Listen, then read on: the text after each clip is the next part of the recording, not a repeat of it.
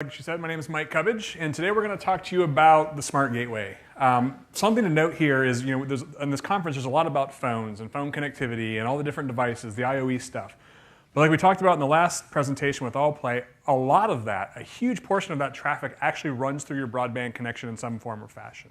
So you have a gateway or a router that's the thing actually distributing the bandwidth to these individual devices, which becomes extremely important in the actual performance of the different app you're using or the different service you're using. So we're going to talk a little bit today about how that gateway or that router has a lot of control over your experience, and there's a lot more you could be doing with it than you're currently doing with it today. So let's get going here. So let's talk about this platform for a second. So again, all traffic is running through this thing. The Smart Gateway historically has been this very weak processor. It's been quite frankly, not a very smart device. Traffic comes in, it's routed to the different devices in your home. You can bridge traffic, but that's about all it does. Well, there's an opportunity to do more, and quite frankly, there's a need to do more. So the smart network, if you think about it right here, this is the first thing, is how do you make your network smarter? As we add multiple devices to your home network, historically, there's been a couple of connected devices. Today, the research says in the United States, there's 7 to 8. Well, in the future, we want to connect everything. We want your refrigerator. We want your washing machine. We want your kids to have 15 different devices that are all connected. So how is your broadband connection going to deal with that influx of devices, if you will? So the first thing we've come up with is a way to make your network smarter. We call it Stream Boost. It's a technology that basically identifies all the different traffic flows as they come in. It can tell you, is it YouTube? It can actually tell you, is it voice, video, game? Then it can tell you, is it YouTube, Hulu, Netflix? Then it can tell you, is it YouTube 240, 360, 480, 720, or 1080, so it actually shows you the resolution. The reason you want that information is a YouTube 1080 is very different than a YouTube 240. A game traffic is extremely different than a BitTorrent. So for example, you have a lot of apps out there today that, a lot of moms and dads in the world, they think a game takes so much traffic. It's rendering these awesome graphics. Like, is it taking all my throughput? Well, in reality, a game usually takes about 30 kilobits. It's very latency sensitive, so mom uploading the Snapfish video is actually detrimental to the gamer, whereas the gamer is absolutely having no effect on the Snapfish video. But how to deal with those different experiences is a big thing. So again, what Stream Boost does is it basically detects all the different apps, all the different devices, then actually reserves bandwidth for each individual app, giving it the perfect both bandwidth and latency treatment. And what that does is it basically organizes your network in a way where you can do a lot more. So the first thing that we want to talk about is how do you add additional devices to your home network? And again, that's Stream Boost, which is the smarter network. The second part about this is if you think about your router, we'll go into this in some more detail, but a lot of stuff has changed over the last few years. The router is actually in a perfect position to do some really cool stuff. So we've actually, what we'll talk about in detail today is how it makes sense to actually run applications on the gateway or the router. Again, due to a lot of its advantages. Let me talk about that for a second. So if you think about a router, it's always on. It has the closest connection to all of your different devices. It's actually passing traffic to every single connected device in your home. So think about the information and also the impact on performance that your router can currently have. Most routers today, all they do is they do first in, first out traffic. They say, hey, look, this packet got here first, I'm going to send it. It doesn't know if it's a BitTorrent packet, a game packet, a YouTube packet. It just does that. But it's in a position to do much more. It has a great relationship with the cloud, so it can easily access information. Your phone can easily connect to it from a UI standpoint, and then obviously distributing traffic is kind of its main goal. But there's a lot more it can do. So one of the things, I'm actually going to go back and forth here. So let's talk about what makes it different. Why is today an interesting time to actually start doing stuff with the gateway? Well, the first thing is gateway processors in the past they've been slow. They haven't had to do very much. So you've had these 200 to 700 megahertz MIPS-based processors for a long period of time now. What we've recently done at Qualcomm is we said, I'm part of the networking group. We look over at the phone side and we're like, wow, those Snapdragon processors are pretty cool. What can we do to get our hands on one of those? So what we've done is we've actually taken the Snapdragon cores, moved them into the networking side, and now we have a product called our IPQ, our internet processor, that actually has a dual-core Snapdragon running for the gateway.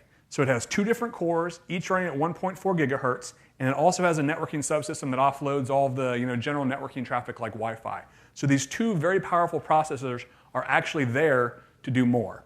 So if you think about it, we've gone from these, let's call it on average 400 to 500 megahertz, up to dual core 1.4, and we can do a lot more. The other thing that the router is very important with is, it has connectivity now that is really, really powerful. 11 AC, and anything else, power line, Ethernet, all of these different things are controlled by the gateway and have an absolutely crucial impact on your performance of your app.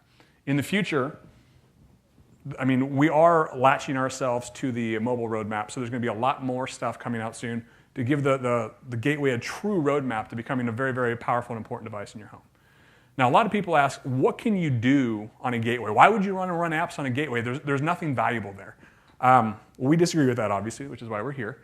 The first thing we kind of go through the list. So what makes sense to run a gateway? Again, every single piece of traffic through your broadband connection is going through it. So things like security, we'll use that as an example. As a user, would you rather load an app once on your gateway, or would you rather go load it on every single different device? So now realize that the gateway is the control point for all those other devices in your home, so it makes it very powerful for antivirus, for intrusion detection, for parental controls. The other thing we talk about is remote network management. Kind of with parental controls, your kids are smarter than you, quite frankly. You can try to stop your kids, but if your kid wants to add another device or wants to do something on the network, he generally can. Well, having smart things where you can actually manage your network from far away, either time-based, so saying, hey, look, kid, you can only be on the network 3 hours today or 5 hours for the week or whatever it is, or you can't watch this type of content. All of that can happen remotely and can be controlled on any single device via your gateway. Another big one is discrete devices. There's all these dongles out there in the world. There's these, one of the ones that we've actually incorporated already is something called Pogo Plug, where you basically have this device with 2 USBs, a power spot, and an RJ45, and they have a device because it's basically a software company trying to get to market with a piece of hardware. Well, now you could actually easily take that and port it onto a gateway and create a lot of value there. Remote access, carrier services, home automation. The gateway is really a connect point and an aggregation point for all these different services. So if you think about IoE for a second, you have all these different devices doing something. Well, if you want to create smart experiences, like when I walk in the front door, my lights turn on, my AllPlay speaker turns on, whatever it is, the gateway is really the smartest place for all of that to sit. So there's a lot of powerful things to do with that. The other thing is, latency sensitive stuff. A lot of people initially said, hey, look, when I open my door, I'm going to actually send a signal up to the cloud and then back to my door that basically says, hey, look, I want to get in. Or same thing for the light. Hey, I turn on a light switch, there's a message to the cloud and back. The gateway is absolutely the point where you want to have your smart applications that are latency sensitive run. So there's a lot of value there. So that was the processor. Now I'm going to let Alan talk a little bit about what we're doing to make this a platform that makes it easy for developers. Because I'll give you a little bit of history here. If you go from all the different all the different vendors today, the people that actually make the equipment, it's very difficult if you're an app developer to go from I'll just use examples, Netgear to D-Link to TP-Link to Aris to the AT&Ts of the world, because all their platforms are very, very different. And this has been one of the things that have really kept developers away from the gateway before is, I want to run an app for company A, I write it over here, but then I have to do a lot of work to run it on company B's platform. It's not like the phones where there's 2 dominant operating systems and there's a lot of leverage there. So this is something that we're very much trying to tackle, and Alan's going to talk about that. Hey, so apparently we only have one roaming mic, so I'm not going to sing. I'm just going to stand and talk from a respectful distance here. So Mike's talked about why you would want to have something on the gateway and a little bit about some of the applications that you might want to run there. But part of the problem here is how you do that. Before, when you had a 200 meg processor running on your gateway and all it could do was route traffic, there wasn't really an opportunity. And the fact that different manufacturers had different real-time operating systems, they had no standardization, meant if you did want to do something different, like control the traffic or fix some security problem, you had to write this for every type of gateway that you could possibly imagine. You had to port it 18 times to everybody's different gateways. And actually, even between the same manufacturer, the gateway operating system and environment was entirely different in a lot of cases. And it was a lot of work.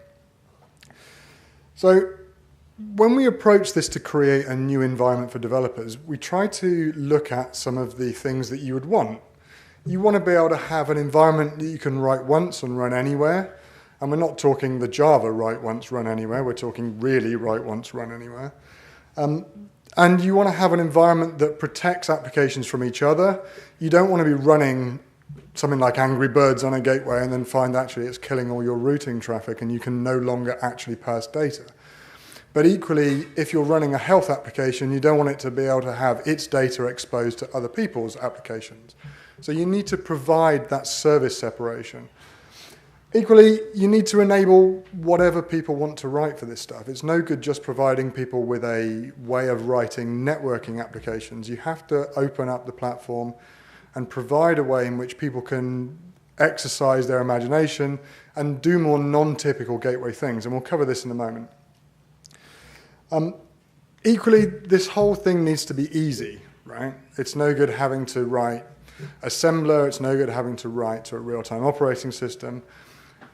And so what we have today is a framework approach to this. So all of our operating systems for our IPQ processors are going to be based on OpenWRT. So on the extreme left of this diagram, as you look at it, you see QSDK. So QSDK is OpenWRT plus all of the Qualcomm QCA driver packages and some other software that you can add to that makes up the platform. And as you may know, OpenWRT is just Linux. So if you're a Linux developer, there's zero barrier to entry here in order to write your applications. So you can take your stuff, you can download the tool chains for free, it's open, you compile it up, and your app will run. Equally, there's a layer of familiarity for things like security, for things like system services, for access to kernel modules, and all those sorts of things that you're used to as a Linux developer. Next, we've provided a way in which you can deploy this. We have a framework for deploying and packaging, but more importantly at this stage, we have a framework for testing. So that as our partner, you can take your app, you can run it through our standard test facilities, look at our full regression suite and become part of that, so that actually your app then sits alongside things like StreamBoost, sits alongside some of our carrier applications, and becomes tested in that more robust manner that our customers would expect to have on their gateways. Mike was talking about StreamBoost here. Things like StreamBoost are extremely valuable from a developer perspective. If you think of looking at devices inside the home, StreamBoost can not only tell you what they are, so instead of having just an IP address or a MAC address, you can tell that it's an iPhone 4 or it's an iPhone 6 tomorrow with iOS 8 on it. You can very accurately identify those devices, but also you can look at what they're doing. You can look at their traffic parameters. You can see that a device is always streaming 240 YouTube, or you can actually manipulate that. So with access to the StreamBoost APIs, you can actually look at doing something quite interesting. For example, one of our parental control applications that we're working on a third party with, the typical way that a parental control app works is it looks at traffic to destination. So if you want to stop your kids going to gaming websites, that's fine, that will work. If you want to stop your kids gaming on the internet, that generally won't work, because what you're trying to stop there is proprietary traffic from one app to a gaming server on the internet. Often there are proxies, often there are things that you can do to get around that, whereas StreamBoost can identify that traffic via statistical information and very accurately say, well, no more multiplayer gaming, and that will stop. So as a parental controls app, you actually get more benefit from having StreamBoost than otherwise. Equally, we support AllJoin. AllJoin is bundled as part of QSDK as standard, so if you want to control in-home IoE devices, lighting, thermostats, TVs, the AllPlay stuff you saw previously, that's inbuilt and is available as part of the SDK for our distributions on IPQ. Equally, as a developer, you can do things like raise notifications back to the users. And that's especially important when you're talking about things like gateways, because typically people don't go back to their gateway UI very often. And frankly, with the web interfaces as they typically are, they probably shouldn't do. And so as an app developer, if you want to write something that interacts with the user, you've actually got to have that surface somewhere. And sure, you can put the UI on the phone, and we absolutely suggest you do.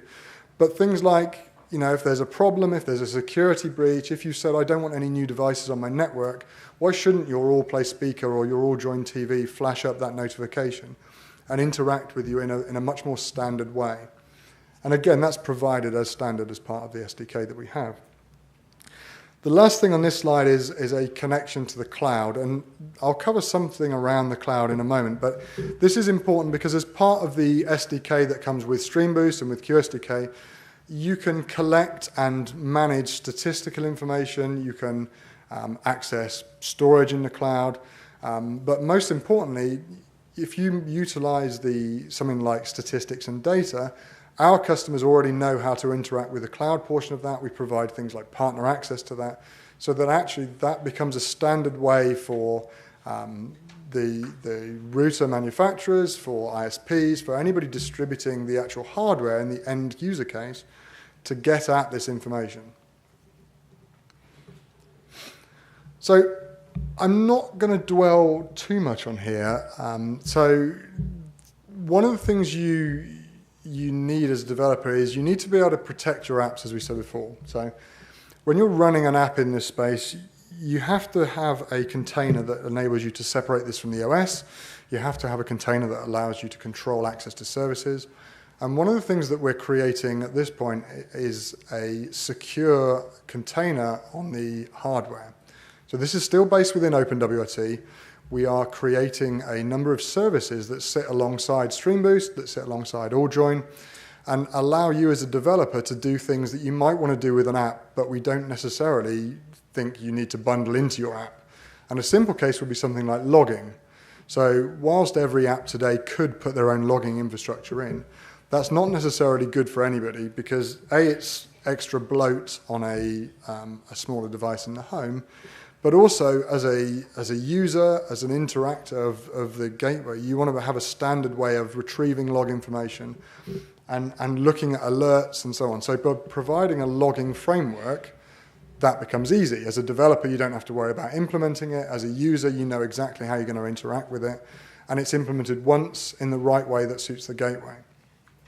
It also means that, when the Netgears and so on of the world write their interface to look at your gateway, and so that you can interact with it, they can come to one place and know how to work with the logging service.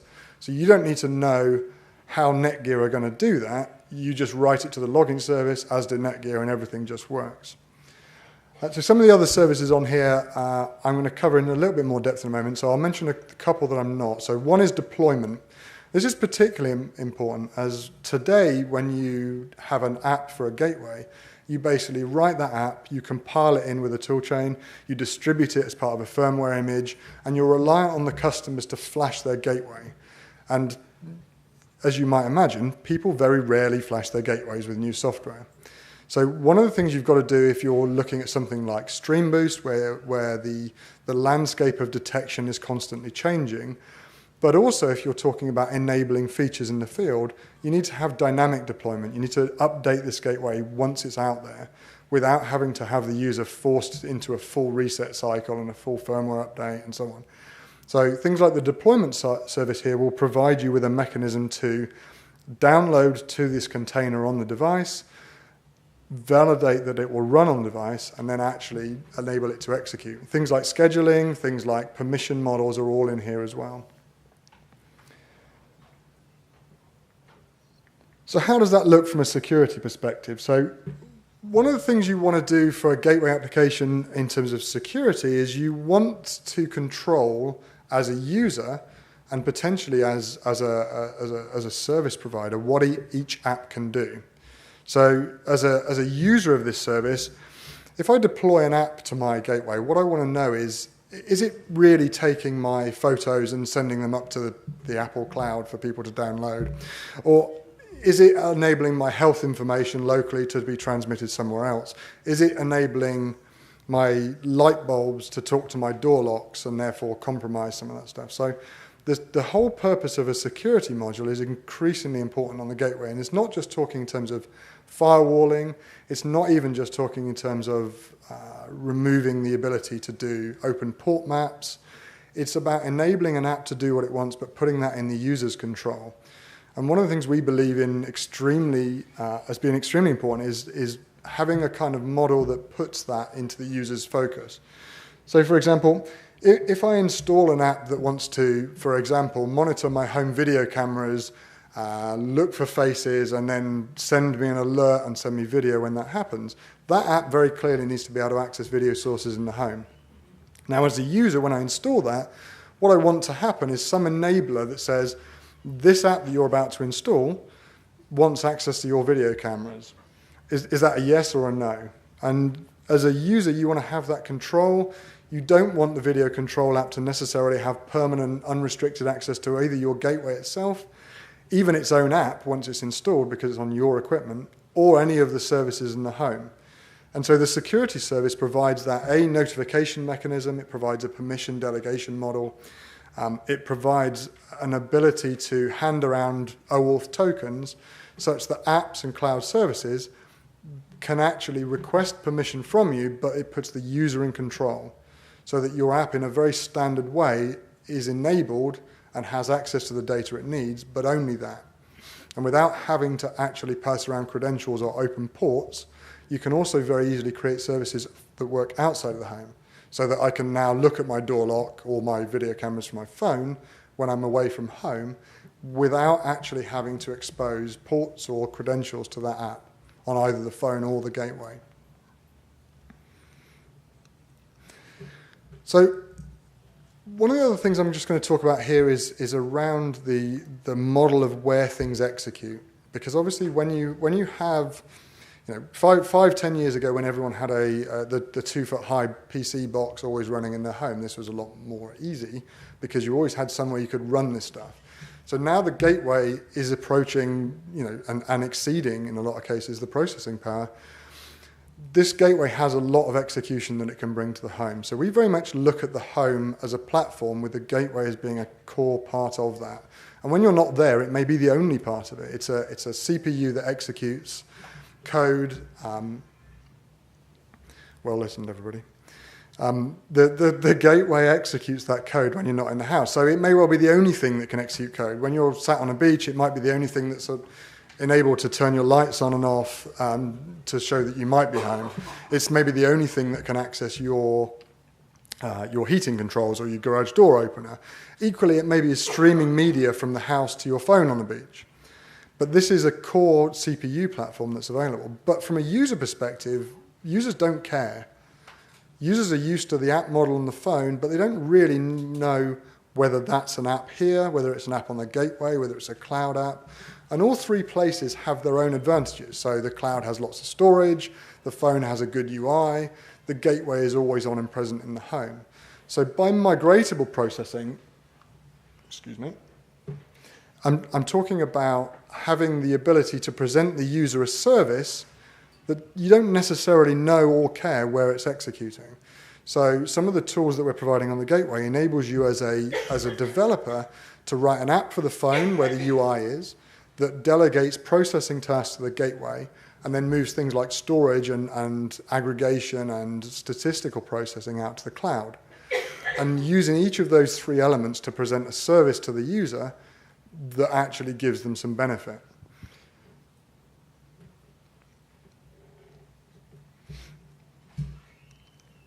So you can kind of think of it as, your handset being very personal. So things like health information you might never want to move from the handset.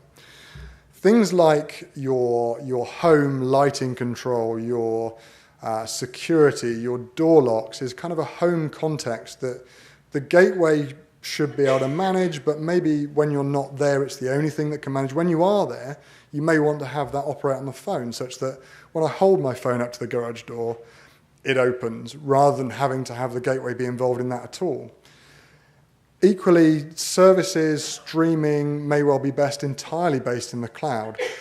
Backup is a good example of a service that maybe has all three. So you back up information from the phone to the gateway, you back up information from the gateway to the cloud, but that service is running across all three elements potentially.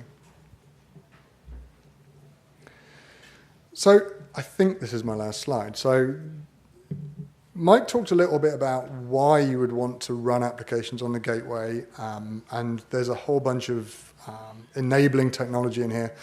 But I just wanted to pause a minute before I leave and hand back over to Mike to look at the market opportunity here, is what types of applications do we think are actually going to be present? Because obviously if you're talking about a gateway, you're very easily led down the route of looking at throughput. So security, backup, stream boost, caching, all of these things are very typical gateway applications and actually have a huge amount of value, as we've already said. But one of the things we're trying to enable with a developer platform is to put in and encourage ideas that are not typical gateway applications. Why would you not want to have a word processor or Angry Birds where the processor is the gateway but the UI is the phone, or the TV if I happen to be stood in front of it, or the picture frame on the wall? And so in the kind of coming phases of development here, we're looking at enabling things like in-home control, in-home security, things like assisted living. Why wouldn't your gateway be able to monitor the heart rates of people in the home and raise alerts if one of them collapses? The gateway has the ability to interact with media systems. It has the ability to monitor people coming and going so that you know who's in your house.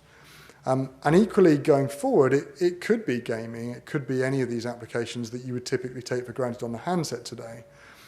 If you think about this as more of being another networked CPU, but one that's always on, it has the context of your home available to it, and can reflect a UI on any device you happen to have with you in any location you happen to be in because of its connectivity place, that's where we want to go with this.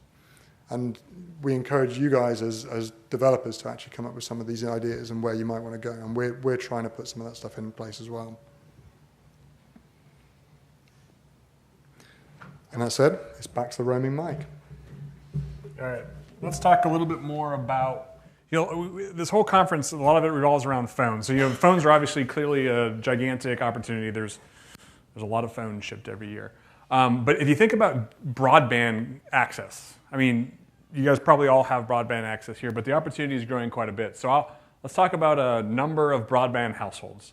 So this is in million, basically add 3 zeros. So today, a year and a half ago, there was about 550 million homes with broadband connection. That number is rapidly increasing to about 732 million is the estimate for 2017. And frankly, broadband, it can mean a lot of different things. In developed countries, it usually means cable, PON, DSL, something like that. In emerging markets, it could mean a lot of other things. It could mean LTE. It could mean some sort of 3G. But there's a lot of ways to get connected. But as you'll see, even throughout the presentations here, that your broadband connection to the home will always be an important part of your phone, and offloading some of the traffic that comes to and from your phone. So hundreds of millions of potential users. The other thing to look at here is where the money actually is. So this is in millions, so the 7 is the billion. In 2012, the total kind of gateway hardware software market was about $7.5 billion, and it's growing very, very rapidly. And it's supposed to be about $13 billion by 2017. The reason it is growing so rapidly is because, especially the carriers, the carriers and the retail players, they both know how important this connection is to your home, and they both see a lot of ways to extract value out of the gateway. So you start to see, we'll go to the carrier example. Typically in the past, you got this little cable modem or whatever it was, and it didn't have a lot of extra things involved with it. But now they're starting to do these home gateways that are very, very smart devices. They also have Wi-Fi. They have other connectivity. They have services running on them. You have digital life and other, home security things. But the carriers are, starting on that route, are uniquely positioned to monetize all of these kind of smart gateway apps and services. If you think about it, in most cases, especially in the United States, the carrier already has your credit card or has some form of payment. Trying to get them to add an antivirus service for $1 a month, or get parental controls for $1 a month, or getting another service, it's very easy for them to basically add value to their current offering and ensure that a customer is getting a much better experience. On the retail side, you see the same thing. It's a lot of it's speeds and feeds. I want faster Wi-Fi, faster everything. But at the same time, these guys are being innovative too. There's a lot of people coming out with better quality of service, which basically means that they see the same problem. As people hook up more and more connected devices, they're aggressively trying to make solutions that will help those people out. And where the retailers are really doing a good job is especially for the users that want to, they don't want to, quite frankly, wait for some of the carrier cycles to refresh. They want to go out there, they want to buy the latest and greatest, they want to have a great experience, and so they do that. But you start to see especially security is the one that's kind of driving the market today. But there's a lot of other applications that you see people wanting to come out with too. But I visit a lot of the major carriers and retailers. This is absolutely a focus for them. A lot of them are refreshing their platforms, coming up with much more powerful processing power on there. It's kind of interesting. Some of them are like, I don't know what to do with the extra processing power, and some of them are like, I don't have enough processing power. My view is processing power is kind of like a broadband, or CPU in any other device. If you provide it, app developers and users will absolutely take advantage of it to some degree there. The other part is I want to kind of go through this. So Alan talked a little bit about our partner program. So we actually do have a standard environment. We have a development kit. We have a way to verify this in a much bigger environment with all the different connectivity pieces. We talked about PogoPlug a little bit. So they've already ported. So basically what they had was, like we talked about, the little dongle. They took their Linux-based code, they ported it on IPQ router. The entire initial port took them, I think, all of about 4 hours. So this is not a foreign platform to a lot of the app developers out there. It's a recompile and then maybe some extra features. Custodio was the parental control group we talked about. Not only are they offering world-class parental controls where you connect all the different devices up to one user and then can manage that user both by what the person's looking at, what time of day, duration. They start to do synergistic things with having endpoints with their stuff and the router having their stuff. So things like being able to figure out what your kid's doing on Facebook and then aggregating that. If there's any pictures, it can actually do some basic picture scanning to make sure nothing inappropriate's going on with social networking. But I have 3 little girls. I can tell you this security stuff is very near and dear to my personal heart. Lionic is basically antivirus. So you can actually run antivirus on your router with up to 1 gigabit worth of virus scanning and basically protect all the devices on the other side. Just one of those things that, as kids and parents add more and more devices to their network, security is a big opening here. So having something around the router that's protecting all the devices on the other side is a big deal. And then Phone is another one. So Phone basically does a community Wi-Fi program. So what they basically set up is, if you share your Wi-Fi with others, then you can use the Wi-Fi from others. But it's a very cool program where they run their software on our QSDK platform, and whoever has this, whoever carrier or retail partner can automatically be enabled with this type of service.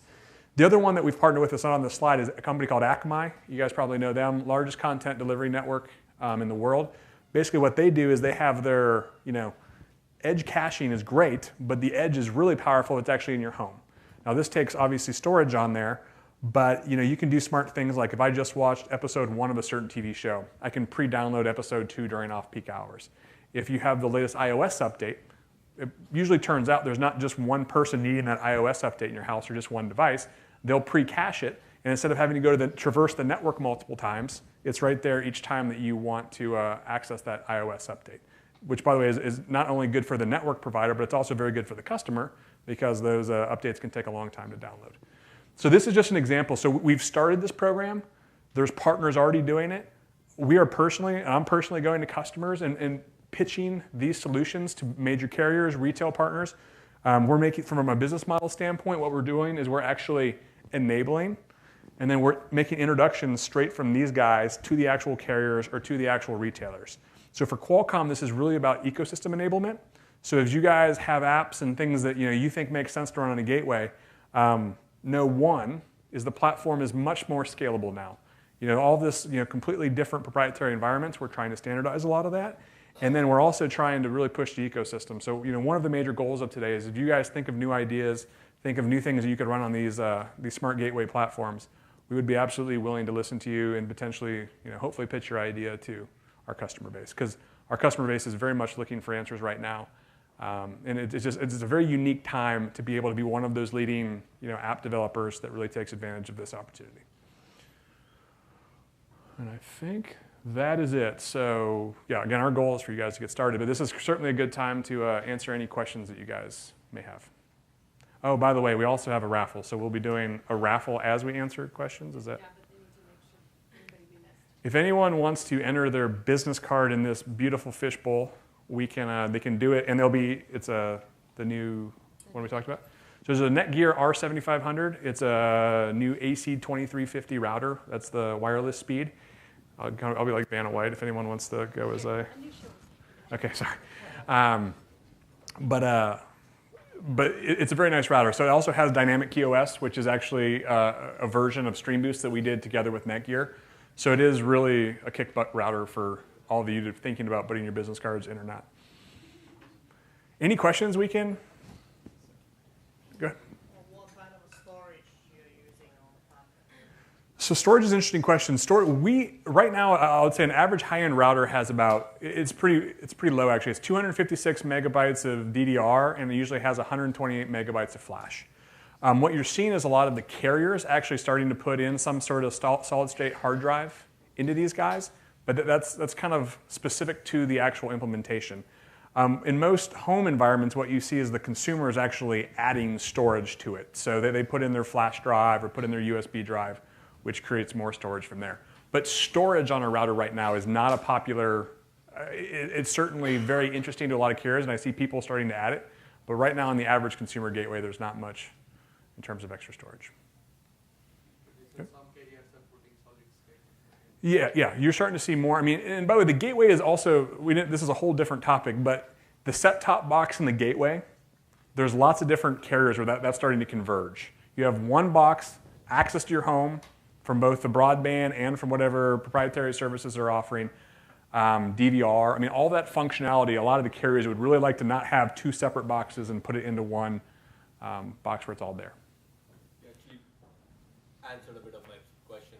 Is there any plans to add some graphics capabilities in it for supporting HDMI? You could probably answer that. I probably can answer that. So, yeah, there absolutely is plans to add graphics capability. I mean, actually, the IPQ as it stands has enough to run fairly high definition graphics. And one of the things we're looking at doing is what kind of use cases make sense here. So you can put, if you wanted to, a full touchscreen UI on an IPQ gateway and have that as your interface to the gateway. So you can do that today. But we're also looking at enabling these sorts of things for, as Mike says, things like set-top boxes. Actually, the difference between them is a gateway and a set-top box is very, very small, particularly when you've got a massive processor like the IPQ sat in there.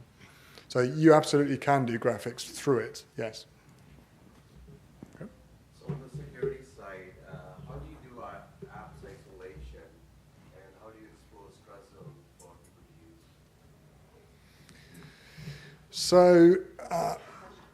So the question is, on the security side, how are we doing app isolation and how do we expose Trust Zone to developers? So the answer on Trust Zone is very simple today in that we're not actually exposing that through our services API, but we're looking at ways in which to do it. In terms of app isolation, we're actually exploring and supporting several different methods in which we're looking at how the container works, we're looking at potential technologies, we're looking at things like interpretive type environments like Node and those sorts of things. We're also looking at environments that are native Linux isolation, so looking at kernel level isolation. But equally, we're looking at some of the other alternatives at the moment. So that's something that we're working on. Sure, go first and second. Yeah, you're talking about enabling apps on the gateway. Maybe some of these apps are subscription-based apps. So maybe you're also caching some of the subscription authentication stuff. My question is, what kind of security mechanisms or encryption mechanisms you're currently using? So the security module and the security service as it currently stands with that's available to apps very much uses a token-based model. So there should be no authentication information handed between the apps at all. So the gateway itself has secure storage and it encrypts and it stores those things locally. Equally, we're looking at ways to tag that onto a cloud service such that the secure encrypted connection between the cloud and the gateway is available. But for apps, it's all based on tokens and securely passed between them. But equally, we're exploring what apps need in this space. You know, this is relatively young, and we're looking at how we enable this, particularly in some of the partnerships we're dealing with. But very much we have a focus on, as I say, making sure that things like your backup and your home security are not exposed to the outside world. And we approach the security service particularly with a view of we don't want any more UPnP port mappings. We don't want to allow open internet access back into people's homes anymore, because that A, is very problematic, but B, it's just not secure. Do you see the Smart Gateway playing a role in the enterprise environment? And if so, what type of timeline would you guess? Yeah, so yikes. So we're doing a couple things here. We actually have solutions. The SMB market is basically first. So the SMB is, I mean, it's basically a really nice retail router in a lot of different cases. So what we've been able to do is we're able to use the same type things and put them in an SMB setting. An enterprise typically is a little bit different, where you have like a controller type device, and then you have a bunch of different APs that run on that controller different device. So we'll have, the platform is already, the IPQ will be used by several enterprise guys, starting early next year, just from a standpoint. From a Smart Gateway standpoint, we're going to enable the enterprise with Stream Boost and other apps like that by late next year. And then we're starting, and if any of you guys are interested in this, please let us know. We're starting to talk to a lot of the apps guys about how to run apps on a Smart Gateway and what are the smart apps. So the idea is all of the settings, I think, will work fine there. It is much more tricky, because if you think about how an enterprise works, again, this controller to multiple AP model, it is trickier, but there's certainly apps, especially we've talked to a lot of guys in the market about internal apps to their environment, things that, from one branch to another branch, or even inside of an office, things that keep track of people or things that do that. That's stuff that we've thought about, but we haven't yet implemented yet. I think it's also worth pointing out for enterprise usage that the enterprise guys are much more typically used to having things run on the edge. Yeah. So they're very, very typically running things like virus scanning, very typically running things like caching, very typically running things like control of people going to gambling sites or whatever that is. So actually it's less of a paradigm shift and more of what else can we enable? And rather than having this 2U device that you buy for $20,000, we can enable the same thing with one of our almost identical retail routers.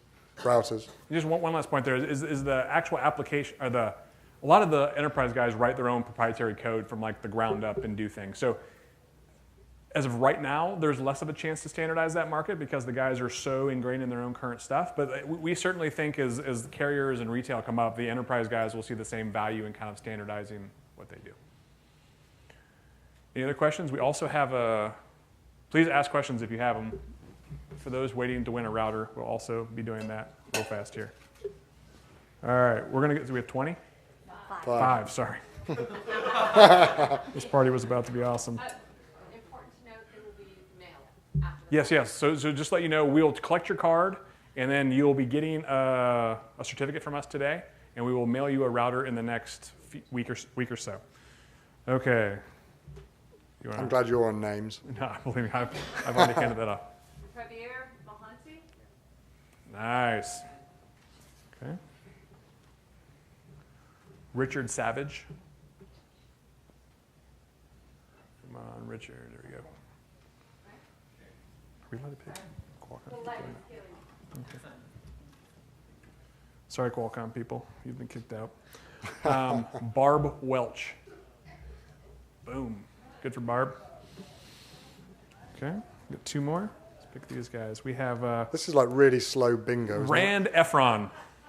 Sorry if I pronounced your name wrong. Rand is over there. And the last but not least is Scott Lawson. I can't see anything, so hopefully we found Scott. We got all five, Ingrid? The price for having this is you've got to develop as an app. You know that, right? We good now? Scott Lawson, are you still here? Oh, there is Scott. Ingrid, Scott is in front of you, a couple on the other side. Perfect. Okay, I got him. All right, any other questions?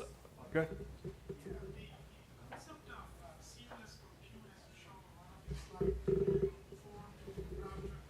somewhere in the cloud. It's kind of interesting. So how do you foresee the amount of compute power will be there on the gateway versus a new phone in 2 years from now? So I think we see those two actually there will be a similar roadmap because we're absolutely leveraging the mobile stuff. Where I think what you'll get into is what functionality makes sense to run where. Again, I think the gateway is perfect for latency-sensitive things that are in close proximity or you need a relationship to each device. The phone will have the UI and absolutely the ability to process other information, but just at some points it doesn't have as much information as the gateway does. So I actually think there's a big opportunity for developers to take advantage of all the compute that will be in both spots because the compute is growing very, very quick right now. Just to add to that, actually, if you look at, I don't know whether you were in the AllPlay presentation that we followed, each AllPlay module has OpenWRT running on it. So combined with a gateway, you actually have an inbuilt mesh Linux network in your home. So as a developer, you could take advantage of that as a processing power. Now, I know people say there's been cases where people have tried this and not been entirely successful necessarily. But part of this standard platform enables you to do this in a much more open and standard way. And so it's there to be exploited. So suddenly your speaker could actually be one core in your home platform under the delegated control of your gateway, for example. Back there? For rural markets, have you thought about putting LTE or VoLTE directly on a device? Yes, there are many carriers either implementing that or considering that. But I mean, LTE is kind of like the ultimate, it's very scary for traditional carriers, quite frankly, because you have this pipe into the home that's been very, very segmented and no one can get into it unless they want to lay another pipe. But we think LTE on the gateway is going to be a very big market. And it actually has, like for things like Stream Boost that do traffic shaping and smart things like that, they're actually even more important because the LTE connection can be highly variable. And so how you make sure, if you have 10 megabits now and 20 megabits this next second, how you make sure you can manage those changes is very, very important. And the gateway, here's the difference. A lot of people sometimes think you can put all these network smarts in the actual cloud. And you can certainly put smarts in the cloud. But the gateway knows what the user's feeling. And in our mind, there's no more powerful metric than what is the user experience associated with that. And so, yeah, I mean, I think you need that even more with LTE, but LTE is certainly coming down and coming down big in gateways. I think with that question, we're being told we need to stop. We've never quite been thrown out of one of our presentations before, but it's always possible. Yes. I think Mike and I are both going to hang around afterwards, so if you've got any further questions, come grab us and we can try our best.